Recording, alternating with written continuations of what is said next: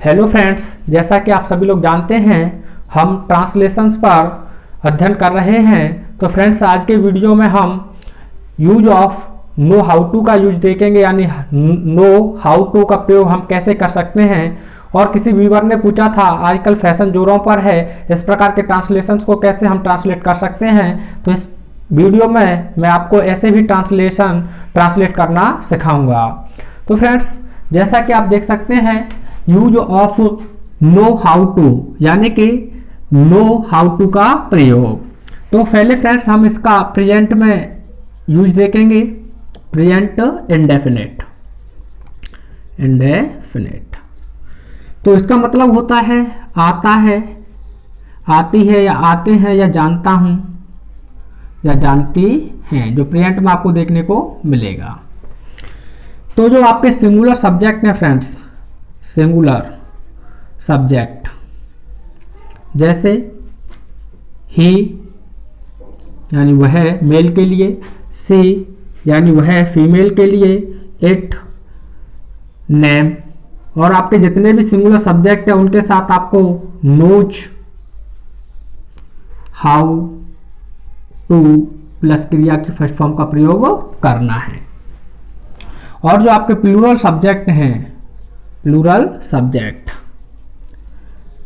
जैसे आई यानी मैं, यू यानी तुम, वी यानी हम, दे यानी वे, और भी जितने आपके प्लूरल सब्जेक्ट हैं जैसे बॉयज, चिल्ड्रन, दो नाउन अगर एंड से जुड़े हुए हैं लेकिन उन दोनों से पहले आर्टिकल होना चाहिए, उनके साथ आपको no, how two plus V1 का यूज करना है। इस चीज को फ्रेंड्स आप माइंड कर लें, यानी सिंगुलर सब्जेक्ट के साथ आपको नो हाउ टू का प्रयोग करना है और प्लूरल सब्जेक्ट के साथ आपको नो हाउ टू का यूज करना है। तो ये फ्रेंड्स अफर्मेटिव में करना है, तो पहले हम इसका अफर्मेटिव का ही यूज करेंगे। तो स्ट्रक्चर में बना नहीं रहा हूं, वैसे बनेगा सब्जेक्ट नोज या फिर नो और हाउ टू प्लस V1 और अदर वर्ड। तो फ्रेंड्स एक एग्जांपल है, जैसे उसे खाना पकाना आता है, उसे खाना पकाना आता है। यह तो फ्रेंड्स आपका शाब्दिक अर्थ रहा कि उसे खाना पकाना आता है। आप सोचेंगे आने का कम लगा दें, नहीं, लेकिन इसका जो भावात्मक अर्थ है वह है कि उसे खाना पकाना आता है, अर्थात वह जानती है कि खाना कैसे पकाया जाता है, यानी उसे खाना पकाया जाना आता है कि खाना किस प्रकार से पकाया जाता है। तो आप जानेंगे वह जो फीमेल के लिए आप यूज करेंगे सब्जेक्ट के रूप में, तो सी हो जाएगा। सिंगुलर सब्जेक्ट के साथ आता है, आती है, उसके लिए आपको यूज करना है knows, how to, knows how to, यह हो गया। और यह नानी ने का हमने इन्फिनेटिव बनाने के लिए वर्ब को टू लगा दिया है।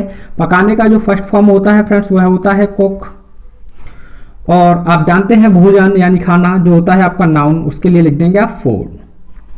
तो यह ट्रांसलेट हो जाएगा she knows how to cook food, she knows how to cook food. तो एक और एग्जांपल लेते हैं फ्रेंड्स, जैसे उन्हें बाइक चलाना,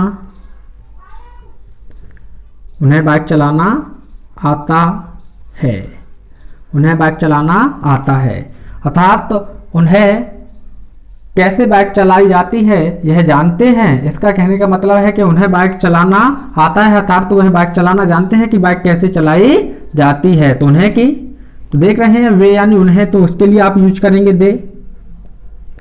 और आपको प्लूरल सब्जेक्ट के साथ नो हाउ टू का यूज करना है, तो लिख देंगे आप नो हाउ।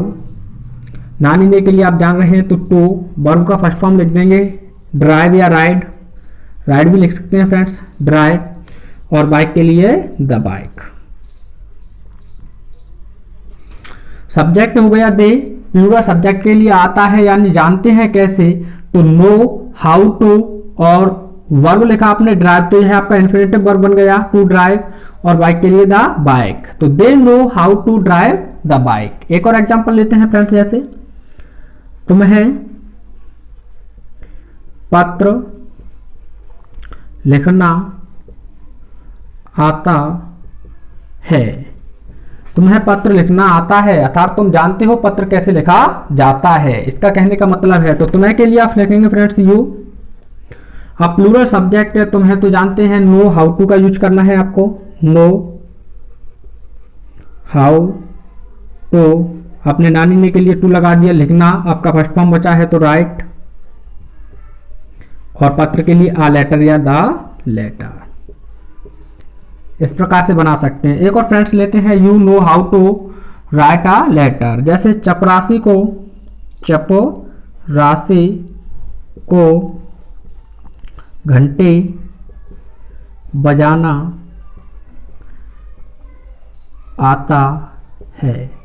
चपरासी को घंटी बजाना आता है अर्थात चपरासी जानता है कि घंटी कैसे बजाई जाती है। तो सब्जेक्ट आपका चपरासी, तो इसके लिए लिखेंगे आप the peon. The peon singular subject है, आप जानते हैं सिंगुलर सब्जेक्ट के साथ आपको नोज का यूज करना है तो नोज। फिर आपको लिखना है how to. Know how to, बजाने का फर्स्ट फॉर्म बचता है फ्रेंड्स रिंग, हो गया रिंग, और घंटी का बचा द बेल। द बेल, तो यह हो जाएगा the peon knows how to ring the bell. तो फ्रेंड्स आप देखते हैं हम इसका नेगेटिव स्ट्रक्चर। तो आपको सिंगुलर सब्जेक्ट के साथ डज नॉट का यूज करना है, डज नॉट, और अब आपका हो जाएगा नो। और प्लूरल सब्जेक्ट के साथ आपको डू नॉट का यूज करना है, और नो तो रहेगा ही आपका। तो नेगेटिव का जो स्ट्रक्चर होगा फ्रेंड्स वह इस प्रकार से होगा। सब्जेक्ट सिंगुलर सब्जेक्ट के साथ डज नॉट, प्लूरल सब्जेक्ट के साथ डू नॉट, और नो तो आप लिख ही रहे हैं, हाउ का यूज आप कर ही रहे हैं। वर्ब को इन्फिनेटिव बना देंगे 2 + B1 और अदर वर्ड। तो यह स्ट्रक्चर हो जाएगा। सिंगुलर सब्जेक्ट के साथ डज, प्लूरल के साथ आपको डू लिखना है, सभी के साथ नॉट लिखना है। नो हाउ टू का यूज करेंगे, B1 लिखेंगे, अदर वर्ड लिखेंगे। जैसे एक एग्जांपल लेते हैं, राधा को नाचना नहीं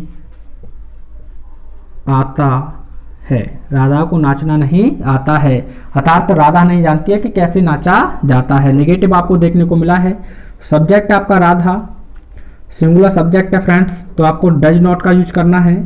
राधा डज नॉट आता है यानी जानते हैं know how to, know how to.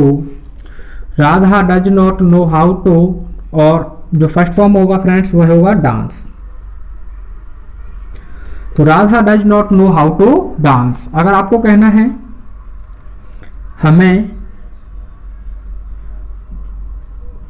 Urdu पढ़ना नहीं आता है, हमें उर्दू पढ़ना नहीं आता है अर्थात हम नहीं जानते हैं कि उर्दू कैसे पढ़ा जाता है। तो हमके वी प्लूरल सब्जेक्ट है फ्रेंड्स, उसके साथ आपको डू नॉट का यूज करना है। तो वी डू नॉट, आप बुक में नोट कर लें क्योंकि मैंने अच्छी तरह से लिखा भी है। तो वी डू नॉट। अब आप जानते हैं नो हाउ टू पढ़ने का फर्स्ट फॉर्म होता है फ्रेंड्स रीड, और उर्दू के लिए आप लिखेंगे उर्दू। तो यह ट्रांसलेट हो जाएगा इस प्रकार से, we do not know how to read Urdu. एक और एग्जांपल लेते हैं, जैसे सुरेश को क्रिकेट खेलना नहीं आता है। तो सुरेश के लिए आप लिखेंगे सुरेश। आप जानते हैं सिंगुलर सब्जेक्ट है, नहीं आया है तो प्रेजेंट इंडेफिनिट का नेगेटिव बनाएंगे तो डज नॉट। और जानते हैं, कैसे जानते हैं, तो नो, आप जान रहे हैं इस चीज का यूज कर रहे हैं। नो हाउ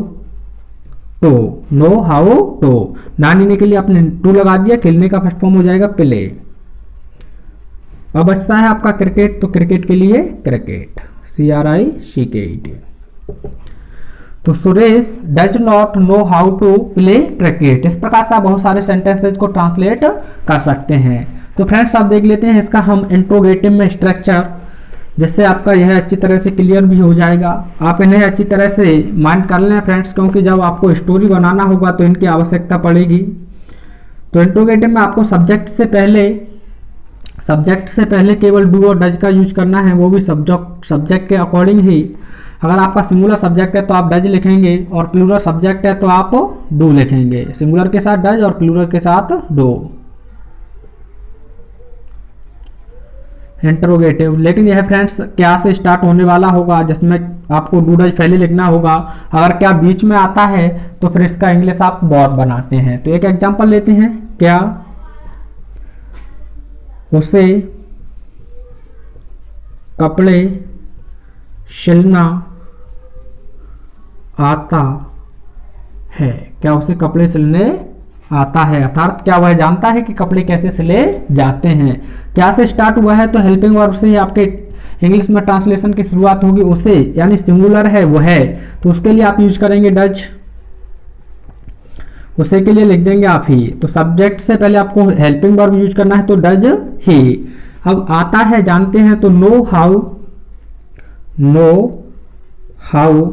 उसके बाद आप जान रहे हैं नानी ने के लिए टू लगाएंगे तो टू। सिलने का फर्स्ट फॉर्म होता है फ्रेंड्स स्टिच, STITCH, स्टिच। कपड़े के लिए लिख देंगे द क्लॉथ्स और क्वेश्चन मार्क। तो does he know how to stitch the clothes. एक और एग्जांपल लेते हैं फ्रेंड्स, जैसे क्या हमें हिंदी बोलनी आती है। क्या हम हिंदी बोलनी आती है, क्या हमें हिंदी बोलनी आती है, अर्थात क्या हम जानते हैं हिंदी कैसे बोली जाती है। तो आपका प्लूरल सब्जेक्ट है तो इसके लिए हमें डू से स्टार्टिंग करना होगा। डू हम के लिए लिख देंगे आप वी, तो डू वी। अब जानते हैं तो नो हाउ, इसका तो आप ध्यान रख ही रहे हैं, तो नो हाउ। उसके बाद ना लेने के लिए आपको टू का यूज करना है, तो do we know how to. और बोलवे का फर्स्ट फॉर्म होता है स्पीक, और हिंदी के लिए लिख देंगे आप Hindi, question mark. Do we know how to speak Hindi. इस प्रकार से आप बनाएंगे। एक और लेते हैं, क्या राखी को कपड़े धोना आता है। क्या राखी को कपड़े धोना आता है, अर्थात क्या राखी जानती है कि कपड़े कैसे धोए जाते हैं। तो राखी एक सिंगुलर सब्जेक्ट नेम है तो आपको डज का यूज करना है, डज। राखी के आप लिख देंगे राखी। अब जानते हैं आता है अर्थात जानते हैं तो नो, और उसके बाद यूज करेंगे आप हाउ। नानी ने के लिए टू। धोने का फर्स्ट फॉर्म होता है फ्रेंड्स वॉश। कपड़े के लिए the clothes, does Rakhi know how to wash the clothes. अगर इंट्रोगेटिव बनाना है तो फ्रेंड्स यहाँ सब्जेक्ट के बाद आप नॉट लगा देंगे। इस प्रकार से आप इन सेंटेंसेज को ट्रांसलेट कर सकते हैं। अब देखते हैं फ्रेंड्स, जैसे आजकल फैशन जोरों पर है उसका यूज आप कैसे करेंगे। तो उसके लिए भी मैं आपको एक वर्ड बता देता हूं, बस आपको केवल वही यूज करना है जोरों पर। तो वह है इन फुल स्विंग, इसे आपको यूज करना है। इसी का हिंदी में अर्थ है जोरों पर।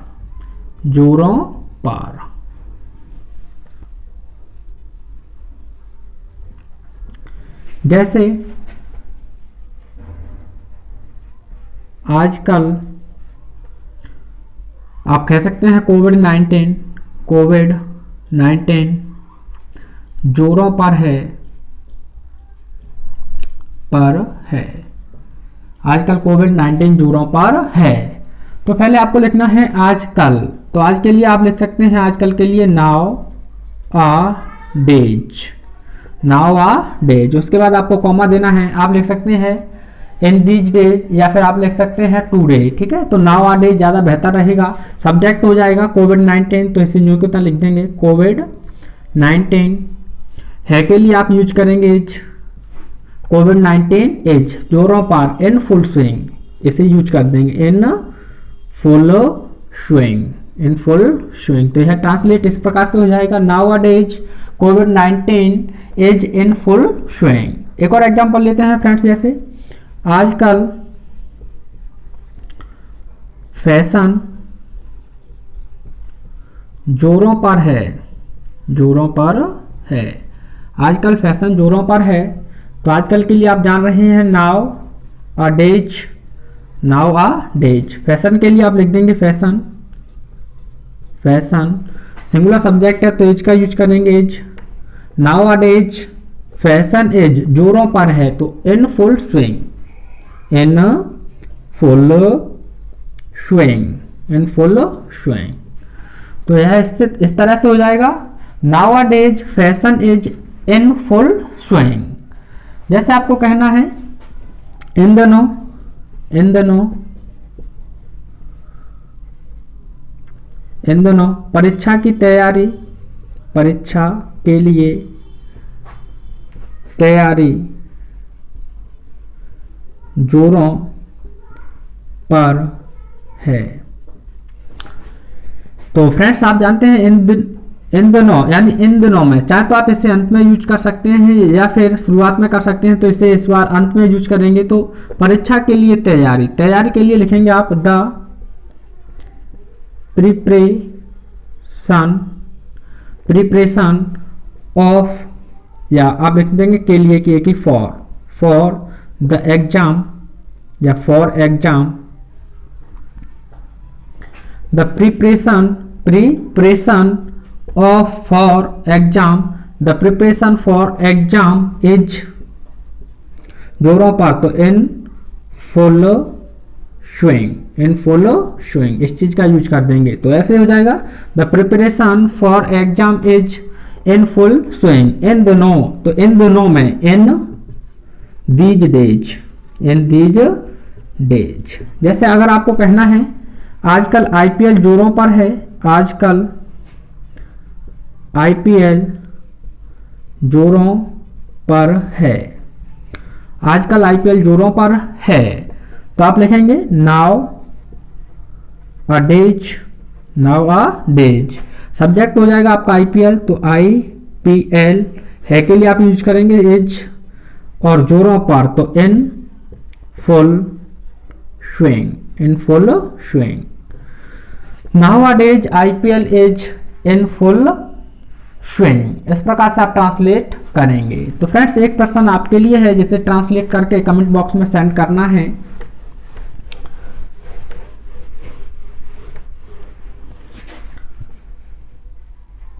आजकल, आजकल मिर्जापुर टू, मिर्जापुर टू जोरों पर है, जोरों पर है। आजकल मिर्जापुर टू जोरों पर है। तो फ्रेंड्स इसे आपको ट्रांसलेट करके कमेंट बॉक्स में सेंड करना है। अगर वीडियो पसंद आता है तो अपने मित्रों के साथ शेयर जरूर किया करें। अगर वीडियो पसंद आया तो लाइक भी करें, और नए चैनल पर नए हैं तो सब्सक्राइब करें। Thanks for watching.